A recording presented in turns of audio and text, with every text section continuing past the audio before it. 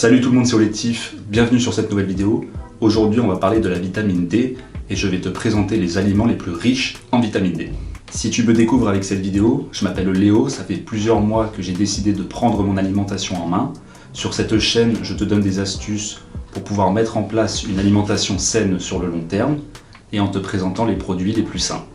La vitamine D permet tout simplement de faciliter l'absorption du calcium et du phosphore, ce qui signifie globalement que ça va améliorer la santé de tes os. Déjà, il faut savoir qu'il y a deux sources de vitamine D différentes. Il y a la D2, par exemple avec les champignons, les plantes, les levures, et la D3, notamment avec les poissons et leurs huiles. On en retrouve aussi en petite quantité, parfois dans les œufs et les fromages, mais ça dépend vraiment des variétés de produits. Il est important que je te précise que la plus efficace des deux, c'est la D3, tout simplement parce qu'elle va t'apporter plus de calcifédiol. C'est une substance active qui permet d'apporter directement dans l'organisme le premier métabolite de la vitamine D.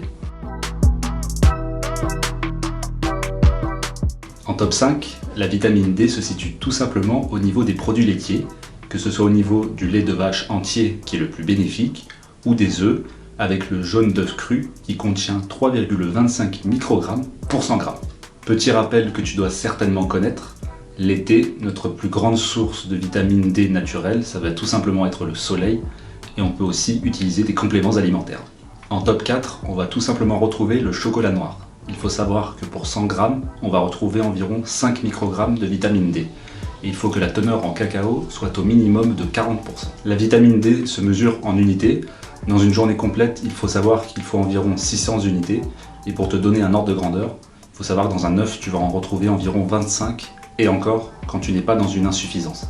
À la troisième place, on va retrouver la famille des poissons crus, que ce soit par exemple le tilapia. D'ailleurs, j'en ai fait une vidéo, si tu ne l'as pas déjà vue, je t'invite à aller la voir. Il faut le consommer avec modération, celui-ci. Où on a encore aussi le flétan. Et là, pour 80 grammes, on va retrouver un peu plus de 600 unités. En deuxième place, on va retrouver les poissons cuits, que ce soit la truite, le maquereau ou la sardine. Et il faut savoir que pour 120 grammes, on va retrouver presque 700 unités. En première classe de ce classement, on va retrouver l'huile de foie de morue, qui est utilisée depuis plusieurs générations. Et en fait, ça en contient vraiment beaucoup, parce qu'environ pour 10 grammes, donc pour une cuillère à soupe, on va retrouver 1000 unités de vitamine D. Je t'invite à faire l'exercice suivant, c'est donc de lister tous les aliments que je viens de te citer et de les privilégier dans ton alimentation. Surtout si tu observes que tu as souvent des carences, que ce soit au niveau du phosphore ou du calcium. J'espère que ce contenu t'a plu, si c'est le cas, je t'invite à le liker et à t'abonner à la chaîne. On se retrouve prochainement dans une autre vidéo et surtout, garde la pêche!